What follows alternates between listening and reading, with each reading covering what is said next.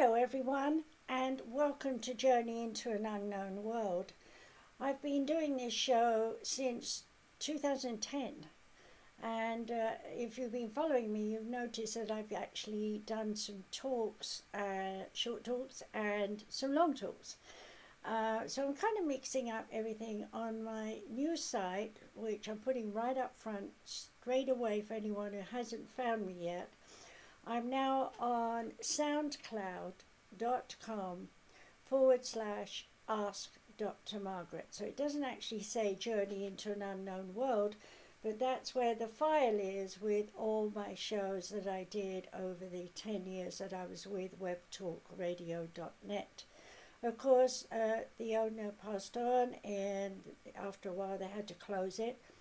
And so I found this new place to put my shows, and I hope that you will go there and listen to some of the old shows I did a long time ago, because there's some very valuable information that could really help you, especially with today's circumstances that are going on worldwide. Well, today I was talking on my show with Katie Kamara. We were doing Dr. Margaret and Dr. Katie Speaks, and today we were talking about hypnosis. But I'm not here to talk about hypnosis today, but rather the passion that underlies, the passion that is there underneath everything we do. And passion is in itself a word that has many connotations. I'd like to list a few here just so you can think about it. You could have the passion for some aggressive sexual activity, to some super duper loving passion for a partner and never get physical. The connotations as to where hate and love begins and ends has been debated over eons of years and time immemorial, and we still don't have any answers, because passion comes from the individual. What motivates a person to be passionate about something is to, shall we say, collectively assess themselves, their lifestyles, the things they've been into, and to come up with a great desire, hear that word, to do something that fulfills self. Now, whether that something is negative or positive can be debated by people all over the world. So, for example, if I was passionate about collecting flowers from the garden and filling my whole house with them everywhere, in spite of the fact that everyone in my house has allergies to flowers, I might not be very popular. While I may enjoy the wonderful aroma of all the flowers and be free of any allergies myself, I would be in many ways serving me, but I would be not serving the other people in the house. So in other words, passion is something that we do spontaneously without really thinking about the pros and cons of what might happen once we decide to charge in and do something. So let's define passion a little bit further. Supposing you found that you love to paint, and suddenly you have this great feeling that you just absolutely want to paint in oils. You have no training, you have no background, you just have this deep, deep-seated passion of trying. And without knowing it, you've spent money you can't really afford, you've got a board you're going to paint, and you've got an easel, you've bought everything you need, and you stand there and you look at this and you say, I am impassioned with this. And then comes that big, like, well, what am I going to paint? And then suddenly, from nowhere, comes a vision.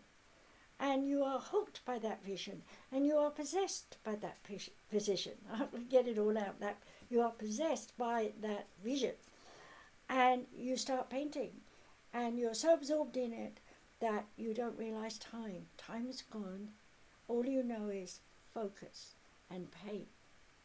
And eventually there might be a time when you stand back and you have a look and you think, oh, I could have a tea break, but oh no, look, I noticed that bit, and your passion takes you back in and you start doing a bit more until it's finished. And then when it's finished, everyone comes around and looks and says, my goodness, you painted that in 2 hours? Well, did I? I wasn't even aware of 2 hours. I was just doing it. And when you stand back and look at it the way they look at it and see what you've painted, you're like, oh my goodness, I had no idea I had that talent inside me. And of course, you then want to paint more. But is that passion there? Does that passion stimulate you to rush out and buy another canvas and start something else more evolved and greater? Or do you just sit back and look at what you did for a while and muse on it and wonder how you found that talent so deep inside you? Let's use another example of passion. You're a connoisseur. You like to taste wines. And so you travel all over the country or wherever you are, sipping wines hither and thither, not necessarily drinking it because you don't want to get drunk, but you definitely want to taste the bouquet. And as you taste certain ones, they speak to you, they speak to your soul, they speak to your mind, and you are the expert of the taste. And in that moment, you decide that you will buy or get the information about that wine and present it to someone of authority, someone who will want to buy that wine on your recommendation. And suddenly you have a career as a wine taster, out of the blue. Who taught you? How did you know? Where did this come from that you are a connoisseur of wine? Especially if you haven't been drinking. I knew someone who was like that. They just walked into a winery and started tasting all these different wines and spitting it out like you're supposed to. And by the end, he'd done all the wines in the place. He decided he wanted to be a wine taster. A few classes in school, and he's got a career for the rest of his life because everyone drinks wine. All right, so what else do we have in passion?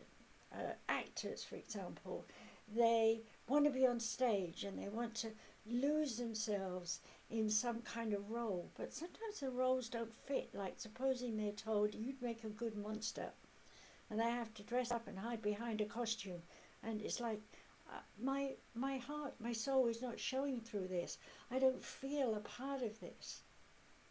On the other hand, it could be, oh wow, I've always wanted to be a monster. This is some sort of passion in me that wants to come out and project that monsterial kind of monstery be me out. Well, we all have a monster inside, but is it really something we want to show? Most of us don't. I'm not too good about that. I want to hide that.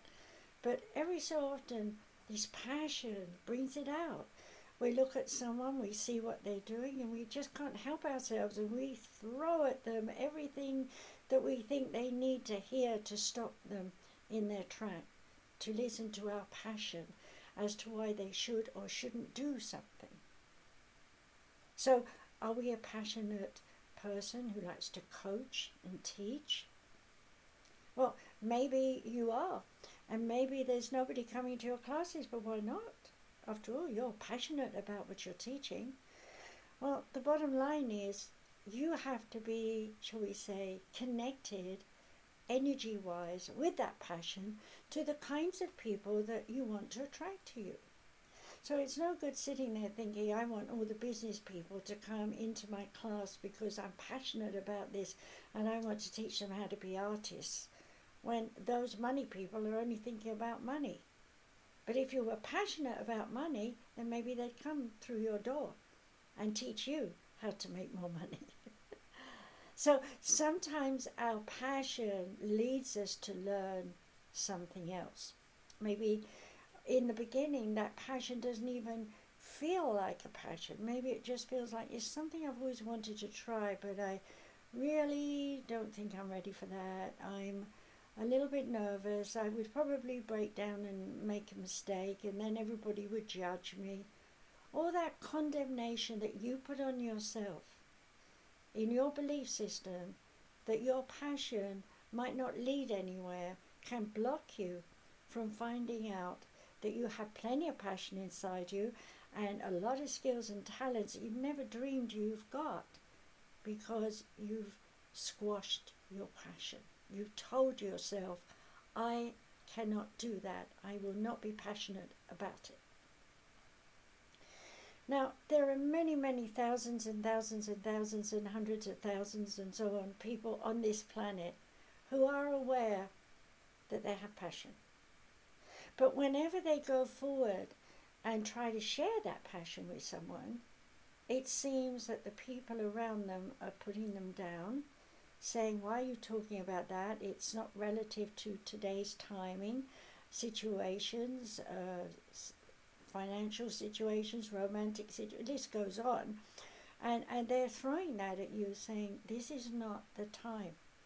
But the truth is, when everybody's not in sync with you, that probably is the correct time for you to get impassioned, hear it now in a new form, impassioned, to develop the passion to find your talent, your skills. Now, many people have said to me over the years, I have no talent, I can't do anything, but I'd like to join your psychic class because I feel that I would make my life a better life if I actually studied psychic skills and used it. And they enroll with me in my classes, and surprise, surprise, what they find is they're not only good at reading their fellow students who are sitting with them for exercises to do, just flowing out of their tongue onto the person they're sitting with who's going, yes, yes, yes, that's right, that's right. And there's, at the end of it, they're going, wow, I was so correct, so right, I'm impassioned now. I want to learn more about the psychic ability. And in no time at all, for no apparent reason, they start to feel they want to shut their eyes. And in no time at all, with that done, suddenly they're speaking. And suddenly they're a medium. And people are all around going, wow, they've had 3 classes and they're channeling spirit. I've been sitting here doing 24 classes and I still can't even read my partner. So what's the difference?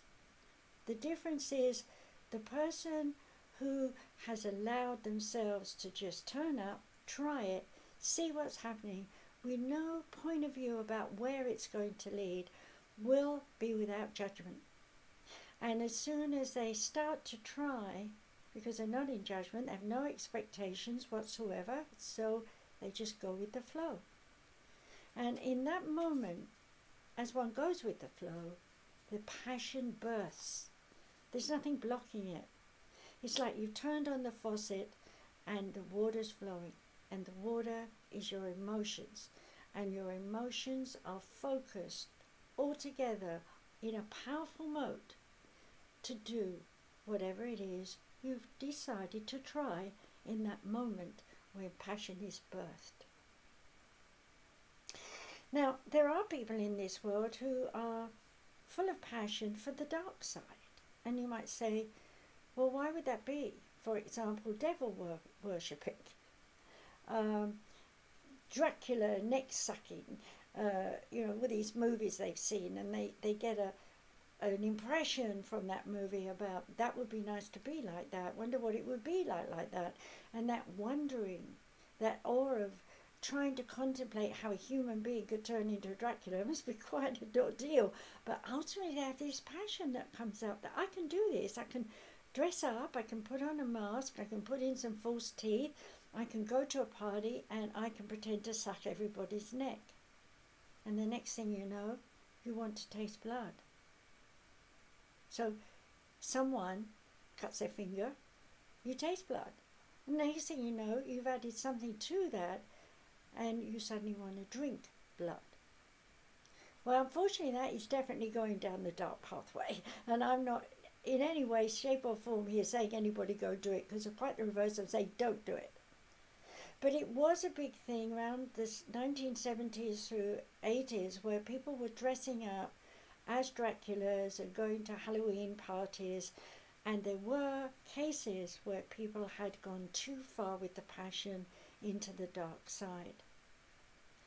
Now, you might say, well, what about a murderer who plans and plots to kill someone? That's not passion. That's anger. That's rage. That's controlling and thinking and poking and prodding to plan how you're going to do what you want to do. Passion doesn't give you that. Passion doesn't give you anger. Passion doesn't give you fear. Passion is in itself passion, and it is a desire. And that desire can be without any logical thought. So let's go into another one. A long time ago, many, many years ago, when I was a young child, my mother said to me that she was a ballet dancer, but I never saw that because unfortunately she had rheumatoid arthritis and many other things in her feet, which ended up having surgery. So there was absolutely no more dancing for her. But she taught me, like, this is first, this is second, this is third with her hands. And she would show me on the floor with her hands. And so I'm 3 or 4 years old and I'm copying her, and she's moving my leg and showing me. And then she started swaying like this, and I copied her. And I remember this because the war hadn't even ended, and it was probably in a way her way of distracting me from the bombs and things, I don't know. But I do remember her teaching me to dance with her hands. And so once it was possible and I was older, I went gleefully, with all the passion you can imagine, into ballet classes. And in my mind, I was going to be this great ballet dancer that she was going to be. But was I really dancing for her, or was I dancing for me? That was a question I didn't know at that age. But one day when I was about 8, it was Friday night, it's music night, and the radio was on. Mum and Dad were in the kitchen, sister was asleep, and I'm in the living room with a very small space, but enough for me to dance. And dance with the flow of the music as it was playing. And I was so locked into it, so full of passion for the music, for the sound, and for everything that was going on around me, that I was unaware of my 2 parents peeping around the door to watch me. And so I probably danced for about 5 or 10 minutes before I realised, because I heard my mum say, "Ooh," I was doing an arabesque and probably lost myself, lost my balance. You see, that's the point. When you have passion, as I said with the artist, you're so engrossed in what you're doing. There's no judgment, there's no time awareness, there's no sense of people watching you. You are in your mode. You are in the mode. You are now. There's no yesterday or tomorrow. It's now. And while you're in that, with that passion, you are fulfilling yourself with all the love and comfort and support of that moment in the thing that you're doing. Now, obviously, as I grew up, I did a bit more dancing, but that was with judgment. Okay, I could have been in a certain position, hands a certain way, and perform at a certain beat, with a certain rhythm, with a certain music. A lot to think about. I had the same thing with my singing. I loved to sing. When I was singing with Mummy and we're just alone and singing, it was fine. I was wonderful. I was enjoying it. I was impassioned by it because she liked to sing too. But when I joined the choir, the London Schoolgirls choir, which is a very proprietary organisation to belong to in England in those days, I was the soprano. And I would have to sing 1 line or 2 lines here and there of the song of whatever we were singing. And I was scared that I would freeze, that I would never be able to sing on stage my only 1 or 2 lines while the chorus was doing something else. I was very scared. My mother said to me, "When you sing, you sound like a nightingale." Well, I'm like, "Nightingale? What's that?" Kind of thing. And she reminded me, they sing everybody's tune. And she said to me, "Just sing, and you'll know that you're impassioned by the song." Well, I stood on that stage and we could see all the audience, and I was very nervous because Albert Hall and the other places, I can't remember all the names of the places we sung now, but you could see the audience.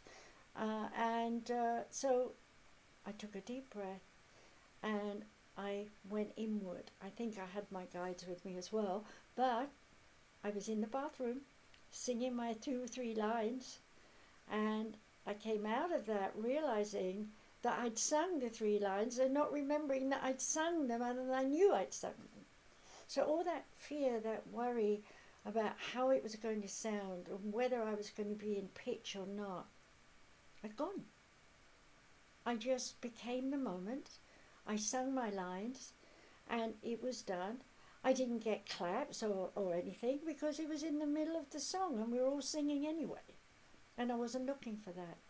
But I felt so much better when we all got off the stage and the orchestra, because we had the London Schoolgirls and Schoolboys Orchestra as well, all came back on and started playing.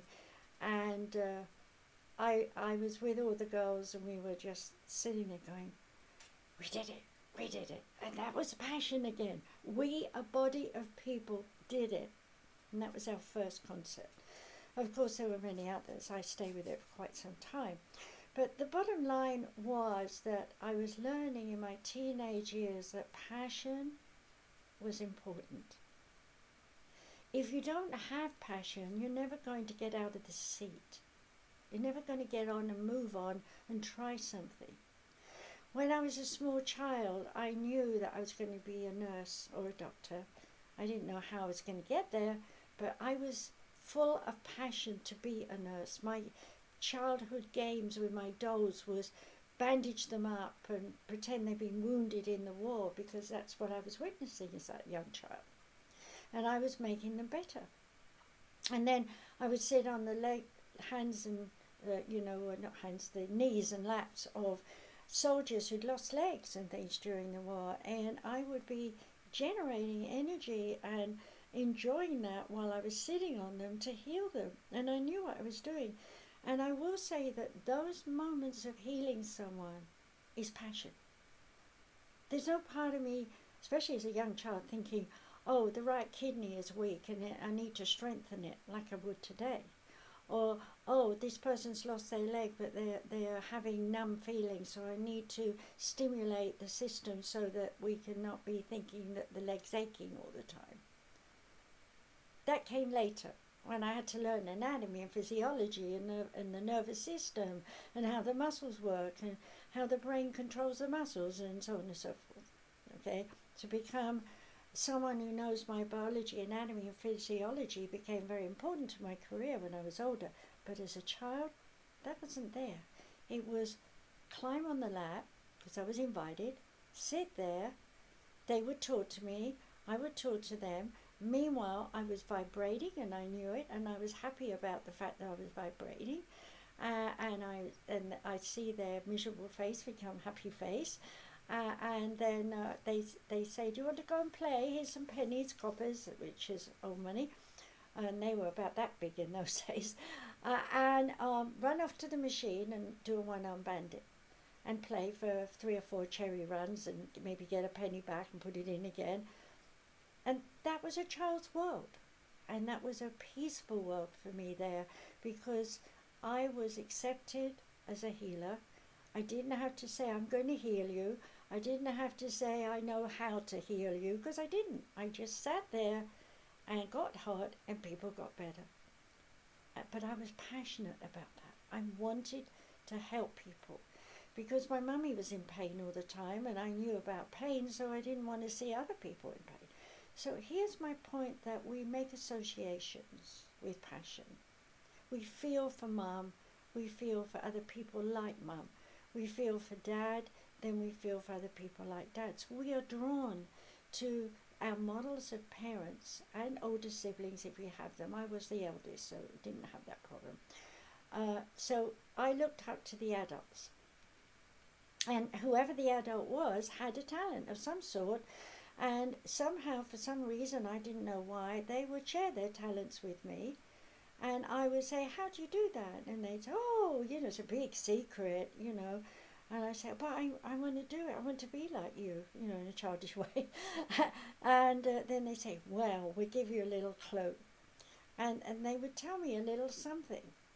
Whatever that would be, I can't recall now. Obviously, I was a child. But that little something was a key for me. And I would draw it, or I would paint it, or I would get a shape and draw around the shape and colour that shape in different ways. I was always designing something. I was always thinking about how does this work, when does it work, where does it work, why does it work? And as soon as I was old enough to understand that I did want to be a nurse or a doctor, that was where my passion went. I was always asking everybody, what's it feel like when your leg is missing? As opposed to I used to sit on laps and know the leg was missing and never ask a word, because I just knew that they had aches in the leg that wasn't there, and I'd be doing some healing somehow. I don't know what I was doing. Don't pretend to even know these days. But somehow I knew I was doing something, because the brain, I'd see these little blobs come out of their brains and go away and disappear on the edge of the aura, which I didn't know was an aura then. So child healing is a world of being in the passion and in the moment of sharing yourself with someone. And you're seeing, hearing, touching, tasting, smelling at that age, because your brain is fully on and you are fully developing whatever it is that you're impassioned about. And my door was opened because of mother being a cripple, the war and all these things, to the idea of being something in medicine, probably a nurse, because I didn't think I was clever enough to be a doctor even at that age. Yes, there's always people around you who are going to put you down. They're going to say that you're not good enough, or you have to study for 25 years. What does a child know about 25 years? That's like forever. It puts you off, okay? Of course, I'm exaggerating. But, you know, today, if you go to university and you want to get your doctorate, it's going to take you a good 10 years. Now, when I was young, it was 4 or 5 years. We didn't know as much as we do today. Research has gone so far that people who go to college now and study cannot learn everything. So they specialize. But how do they choose what they want to specialize in?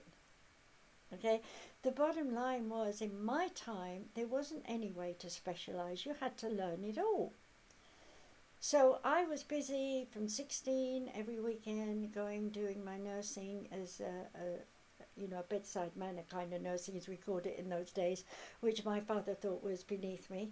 He didn't want me to do it, so he thought if he let me do that, I'd give up washing bottoms and things like that, as he used to say it.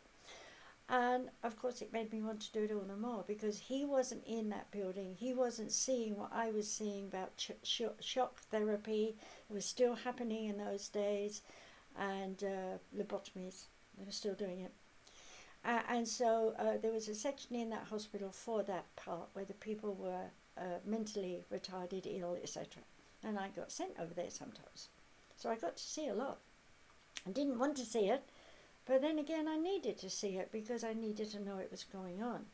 In fact, that went on right into almost the 70s, before they made it illegal to make a person's brain electrified by some, I don't know how it was done, but I do know that I saw the people before and afterwards, and they went in, they were argumentative and even violently aggressive in some ways, and then they come out like a zombie.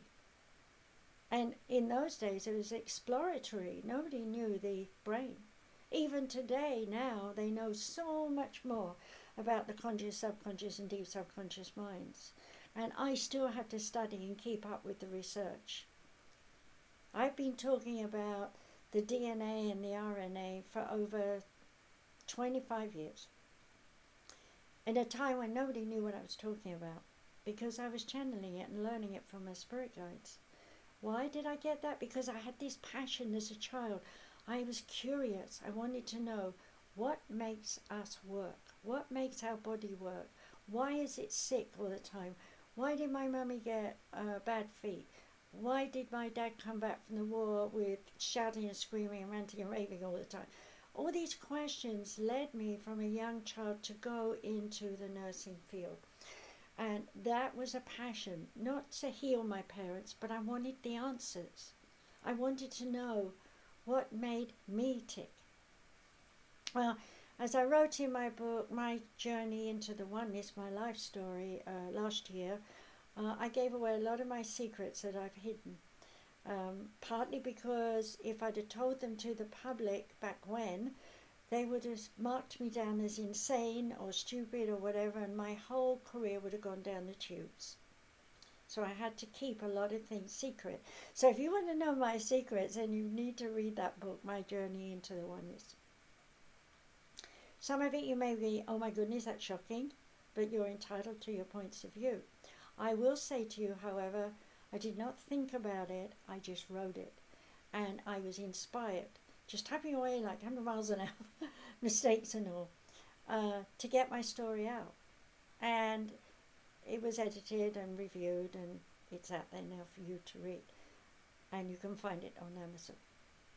But the most important thing about life is if we don't have passion to investigate, to be a detective if you like, to want to find out what's happening around us in our personal world, then we could be really boring, uninteresting, routine kind of person who just gets up in the morning, puts on the clothes, goes to work, comes home after work, has a meal, sits in front of the TV, does a crossword, falls asleep, oh it's bedtime, back in bed. I did not want that for me. I wanted change. I wanted things to move on. I wanted to help people see differently, ask questions, investigate like I did. Well, in my early years, all I got was, she's very inquisitive, as my mother. You have an inquisitive mind. Stop asking questions, which didn't help. So even in school, teacher would say something, I'd put my hand up because I got a question about what she just said. And next thing I know, I'm about 13. My mum's sent for to the headmistress, and me too, with mum. And we have to sit there, and the first thing out of her mouth is, Margaret asked too many questions. And I'm thinking, what? Anyway, the short version of that story is I was basically told to be quiet and stop asking questions because my questions were disrupting the class. And I, still being the one who asked questions, said to the headmistress, why are my questions disruptive? And without realizing, because it was a spontaneous moment, she said, they don't have the answers. Like that. And my mum looked at me, I remember that look, and I said, well, who do I get the answers from? And she said, the library. That straight face. Well, of course, that meant I was going to go to the library a lot, and I did. And I found as many books as I could on anatomy, physiology, psychology. There wasn't too much in those days, not like now. And so it was a very easy read for me, but I always had 4 or 5 books from the library a week that I was looking at and researching, or a novel to rest my mind. And during those years of learning as much as I can, it was my curiosity versus my observations of watching people that caused me to say, how did that happen? Why did it happen? When did it happen? Where did it happen? And what's the end result? So I started to teach myself to research during those teenage years. And quite honestly, I've never stopped researching. Today I have books that I've written all about how the body works relative to the brain. And a lot of those things that I've written have not even been studied by any other professors yet. So I hope you'll be interested in my body of work. There are 17 books. I'm not listing them now. But I will say that if you begin with the rejection syndrome that teaches you about the soul structure coding and how we all come in with a knowing encoded within the deep subconscious of our being that we have prepared in that we know what we're going to do. Every one of us is the same, but not everyone is turned on the way I was.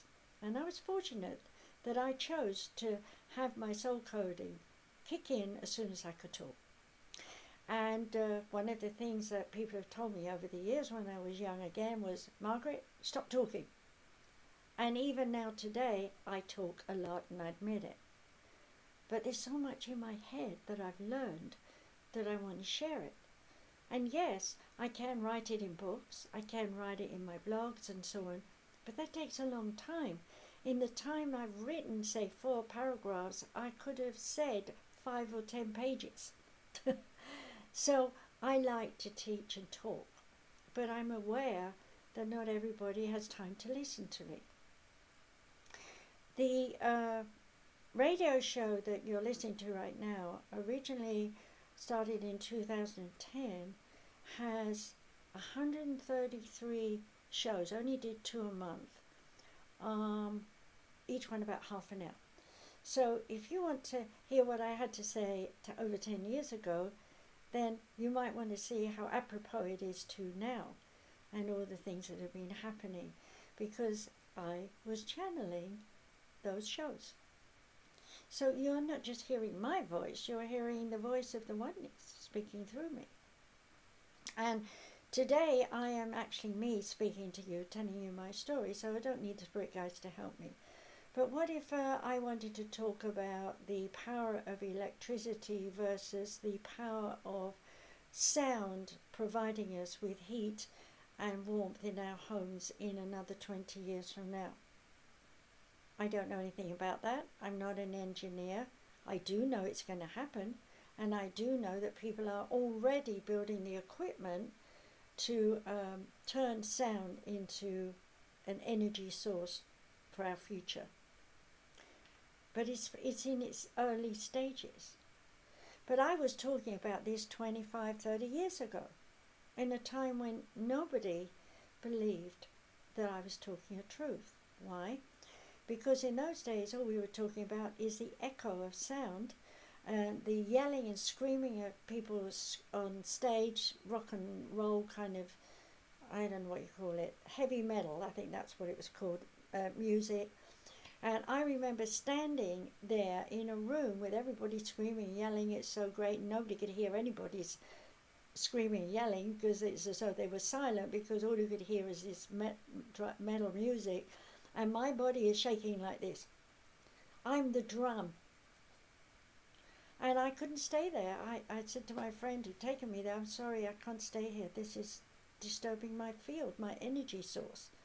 And I went outside, and as I got outside, I trembled all over, and I had to sit down and earth myself and get rid of all that vibration that was against my energy, that didn't fit me. Now, was there passion in that? Absolutely not. That was like the wind being knocked out of the sails of a boat when you're going somewhere. I was adrift. I didn't feel my psyche. I didn't feel connected. In fact, I felt like I just put myself in harm's way. So I went home, re-established my chakras, rebuilt them, in other words, rebalanced my 5 bodies, built up my aura, and it took all night to do that so that I could feel I was back to my usual self. Now, my point of saying that is, if you're impassioned by something that's negative and you feel out of sorts, then your passion is not in harmony with your soul. It's a mental passion. It's something you've told yourself that you want to do, and you've forced yourself to do it, pushing yourself, trying harder and harder to be better and better, and maybe you are getting better at it, but the anxiety, the worry, the burden of self, trying to push self alone, can destroy your aura. Whereas a spontaneity, in that moment, something speaks to you and you just go with the flow of it, and time passes and you do a magnificent something or other at the end product. That's passion. I had someone who came to me recently who had a great passion to want to reorganize business. But there were certain circumstances that were in the way.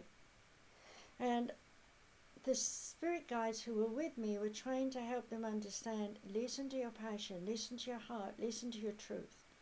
And all this person could hear was the logic. There are many of us like that. Do you listen to your brain or do you listen to your heart?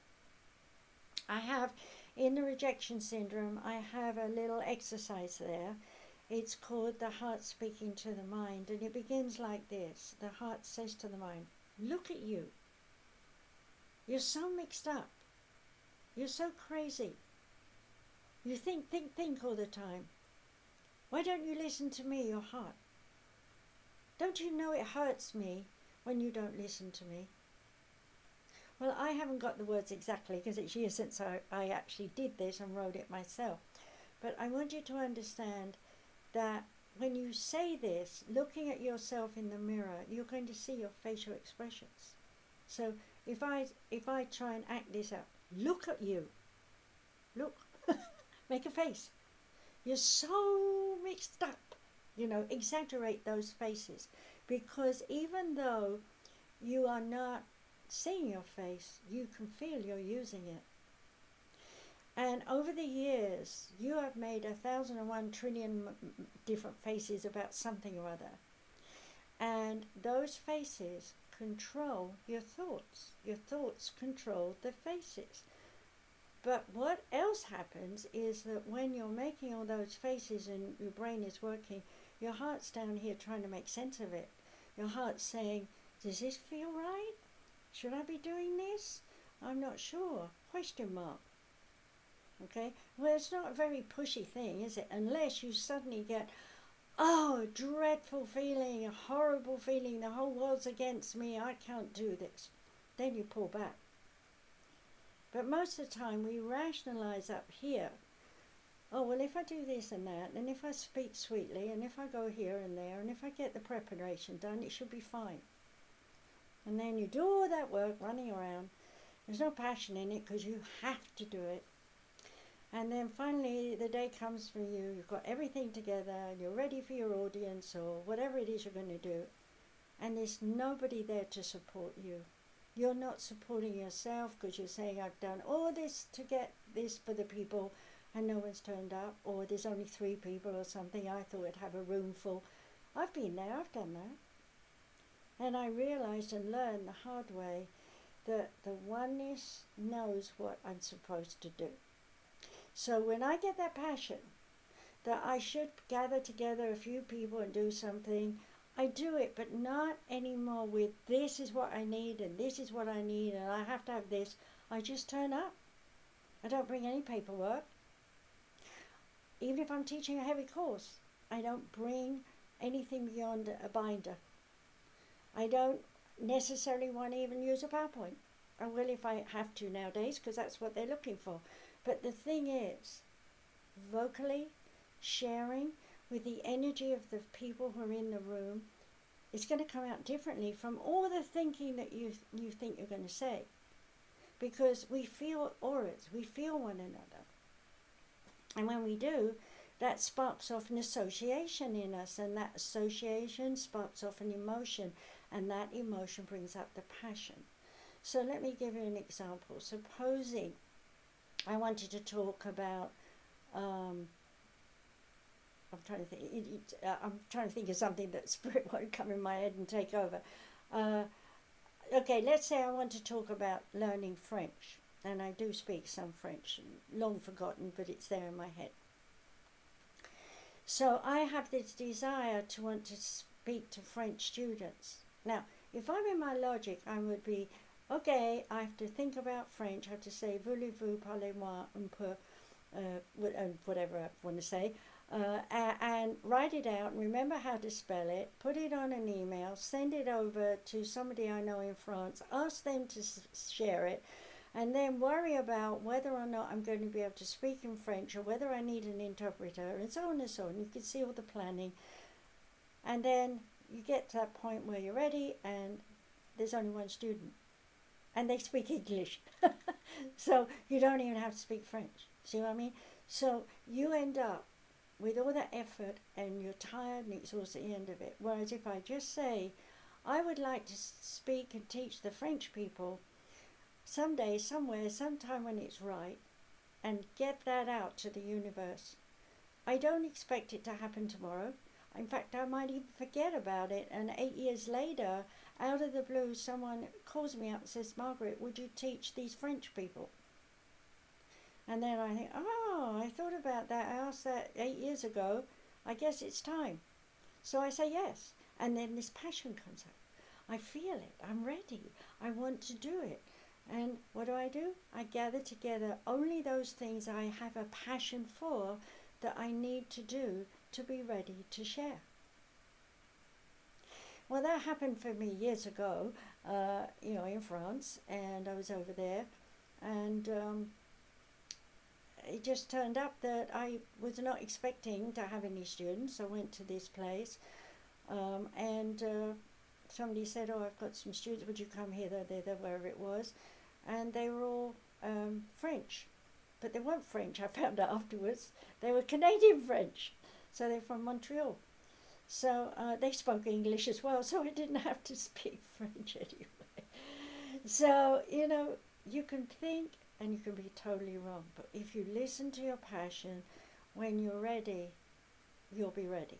Because you've done the homework spiritually, emotionally, within yourself, and you know that you're ready.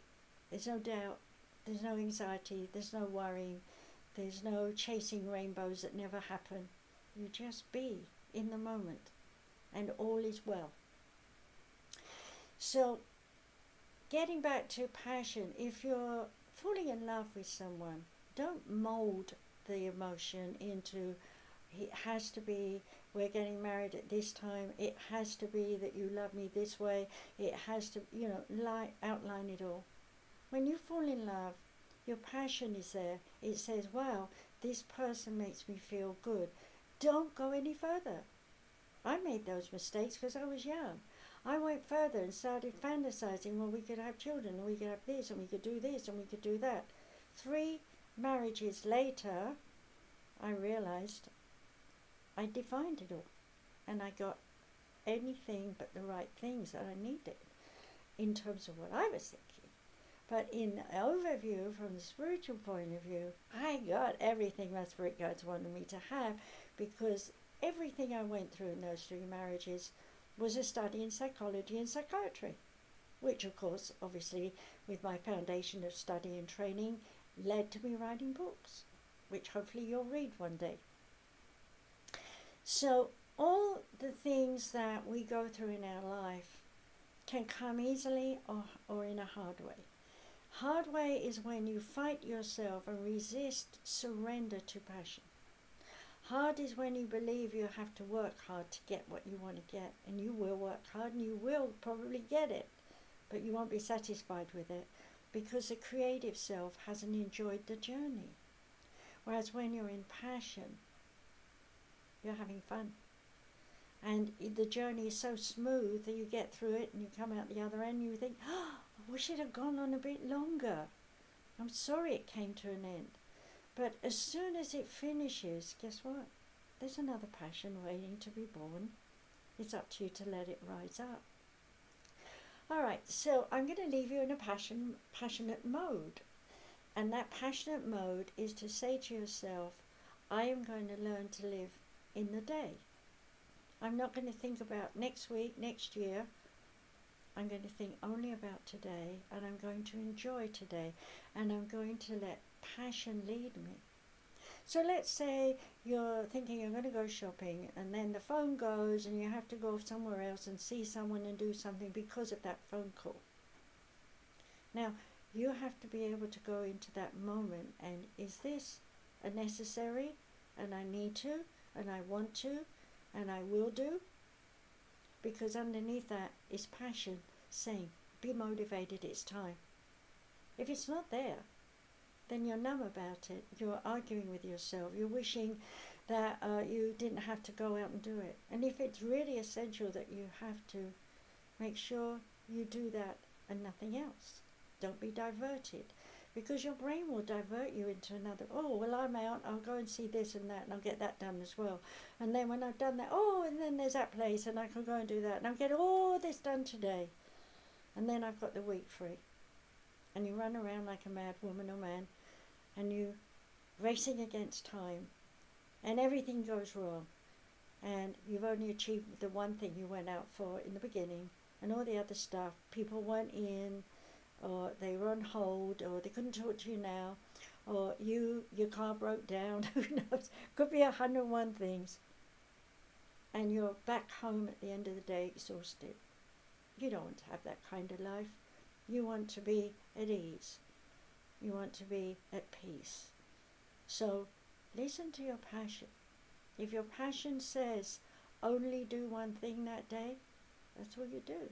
You come home, twiddle your thumbs. Maybe a phone call will come later that will direct you into another kind of creative, passionate thing.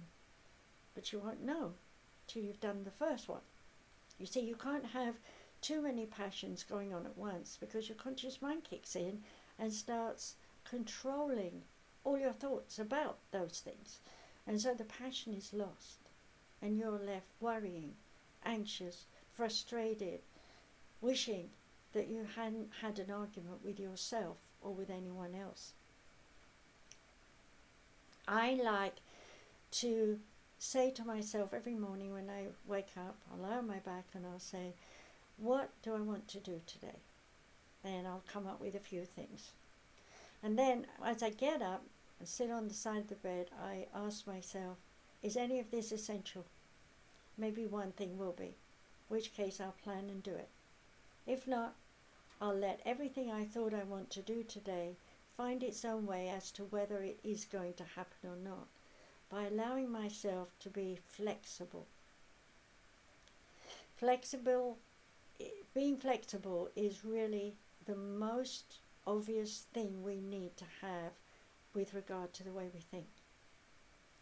If we have a rigid mind, fixed ideas, then we're mentally ill. If we have a worrisome kind of consciousness, we're mentally ill. And of course, worrisome can be anything from worldwide worrying, like there's going to be an earthquake in another country 4,000 miles away from you, and you're worrying about whether it's going to affect you or your family or the kids down the street or something. Okay? You have to learn to only be aware of your world and to only think about the things that you can fix in your world. And if it's something you can't fix, then invite someone who can. For example, if you have a leak in your house, you wouldn't call the fire brigade, you'd call a plumber. So it's important to get yourself some contacts that you can call upon in times of need. A lot of households, I find, when I talk to them about, do you know the number for a plumber or something, they'll say, no, I haven't needed one. And I look at them and say, well, perhaps you might one day. Maybe you should have a look. Where's your phone book? Well, now people aren't on the phone book. Now you go to computer. Okay, I had a leak. That's why I'm using it. At 1:30 in the morning. Won't bore you the whole story, but everybody I called was not available, no picking up. Meanwhile, my bathroom is filling up with water 2 foot high because I got the door shut and it blocked.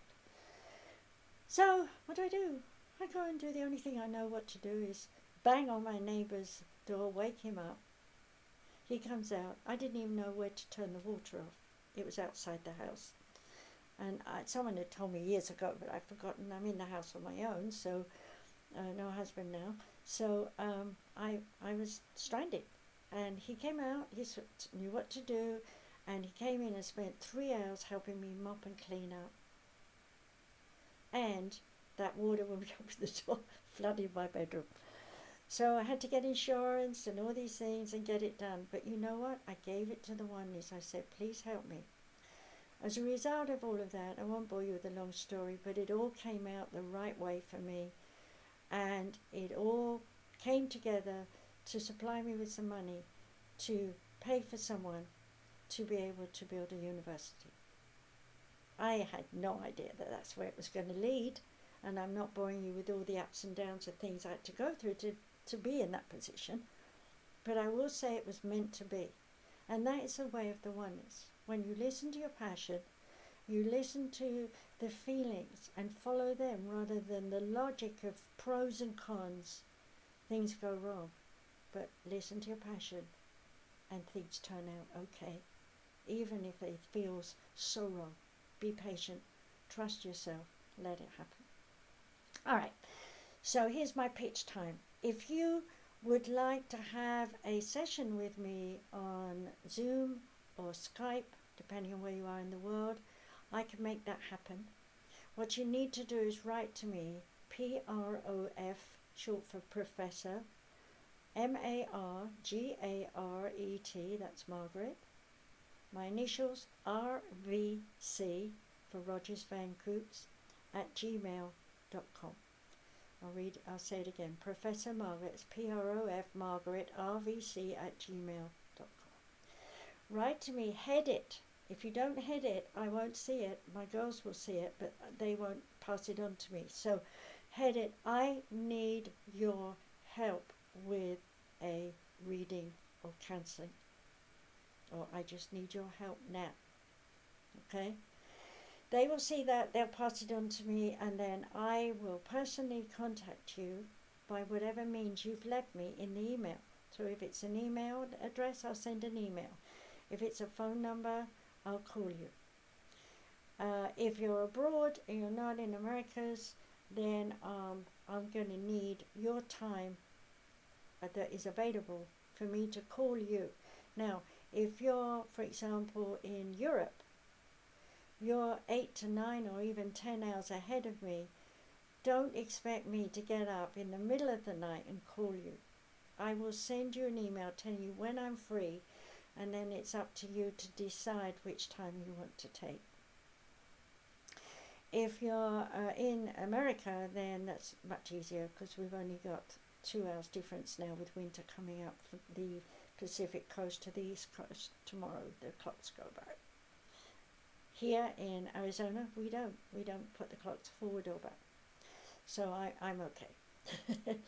All right. So if you need my help that way, now if you need healing, like hypnosis or physical healing, then you can come on to my Zoom site, and we will focus on then and there me directing you in terms of getting rid of your fear, pain, anger and guilt, or any illness or disease you've got.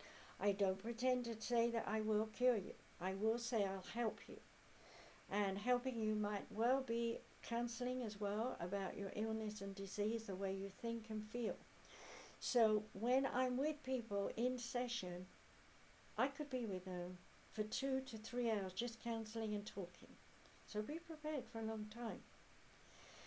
If you want to know my fees, you'll find that on our websites. So we have still being built, easypeasysolutions.org. That is, as you spell it, EASYPEASY, solutions.org. There you can go, put in your name, your email, the numbers, all the things you need, questions to me, and then we look at that daily and we'll get back to you. If you're looking for free talks and things like that, we're putting them up. We're still building the sites, by the way. SumariSEducationCenter.com. SUMARIS. Sumaris Education Center, spelled out American.com. And if you're wanting to study religious things like becoming a coach, counselor, minister, then go to universalchristchurch.com and read what I've got up there for training purposes. That's already live. Okay, so I will do one-on-one, I will do groups on Zoom. We all have to find our way, and that's what we're doing. But my ultimate thing is to build a University of Metaphysical Studies that will take you to university standard training. So that means a lot of years of study. And because we are tied down right now to just facing and looking at one another on video, I will do my best to teach you how to do these things. But ultimately, when time comes, you have to attend workshops that will probably be held in major cities like Las Vegas, Chicago, or New York, something like this. Time will tell how it goes. And also, if you're a teacher yourself, I'm looking for teachers. I don't want to be the only one, nor does Dr. Katie want to be the only one. We need more teachers. We're only human beings after all. We can only do so many things. So if you're fully qualified, trained in a metaphysical subject, including psychology and psychiatry or whatever you do, we want to hear from you. Write to me again and put in the top of that, I'm interested in teaching, and I will come back to you on that as well. Same thing, leave me messages and my staff will pass it on to me. So once again, I want to say thank you for listening to me to Journey into an Unknown World, and if you need a personal session with me, I'll be looking. So take care and do enjoy